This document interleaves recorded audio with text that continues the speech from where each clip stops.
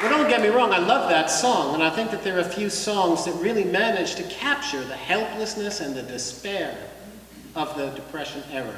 But my point is, helplessness and despair is not what Woody Guthrie is out to corral. He wants to corral anger that will lead to some organized resistance, some organized overthrow of the capitalist system. I mean, he's clearly committed to that. You know, his letters make this clear, and his other writings make this clear. Begging for a dime, the capitalists weren't begging for anything. They were taking it. So this is about the time when Woody is beginning, in contrast to this approach, Woody's beginning to think about the old outlaw ballads that his mother used to sing to him when he was growing up in Oklahoma. Ballads, you know, many of them borrowed from over here. Ballads, you know, about the highwayman who becomes a Robin Hood figure, robbing from the rich, giving to the poor. And this is about the time he's jotting into his notebooks, which I've had the great pleasure to work with. I've had them in my hands. He's jotting down things like, I love a good man outside the law as much as I hate a bad man inside the law. And he'd seen enough bad men inside the law, busting heads on the picket lines with the little tin badges and what have you. So he begins to write his own outlaw ballads. And the first example I'm thinking of, he chose somebody as a subject who did not deserve the honor conferred upon him by Woody Guthrie. This was a local Oklahoma thief, petty bank robber, thug, general all-around scumbag named Charles Arthur Floyd. They called him Pretty Boy Floyd in Oklahoma folklore. There's no evidence in the historical record that this guy had any kind of a social conscience whatsoever. But that doesn't matter, because in Woody's hands, he becomes somebody, well, first of all, somebody for whom begging for a dime would have been an act of self-betrayal. But more importantly, he takes on the responsibilities that capitalism was so blithely ignoring at the time. I mean, at least that was the case in the 30s. I'm sure it's not the case now.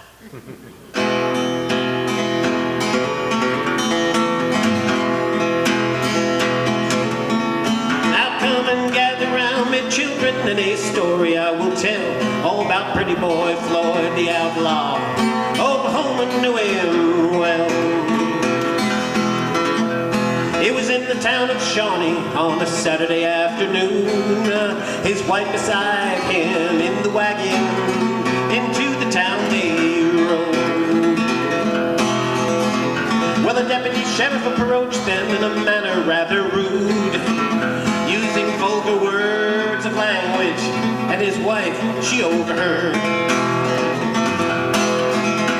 So Pretty Boy grabbed a lock chain and the deputy grabbed a gun, and in the fight that followed, he laid that deputy down.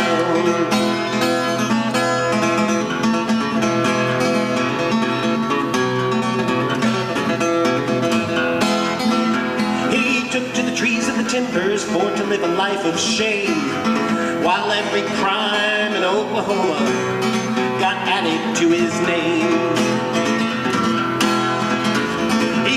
Trees and the timbers along the Canadian River shore, and the outlaw found a welcome at many of the poor folks' door.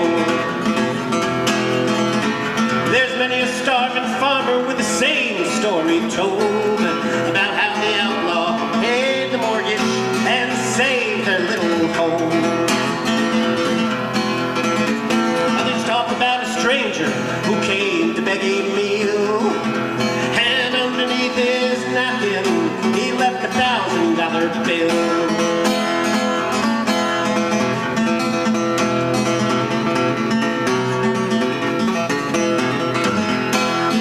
It was in Oklahoma City, long about Christmas Day, arrived a whole carload of groceries, and a letter that did say, now you claim that I'm an outlaw, you claim that I'm a thief. Here's a Christmas dinner for all the families on relief.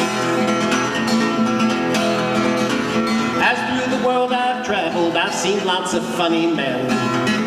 Some will rob you with a 6-gun, and some with a fountain pen. But as through the world you travel, as through the world you roam, you won't ever see an outlaw who'll drive a family from their home. So in a story I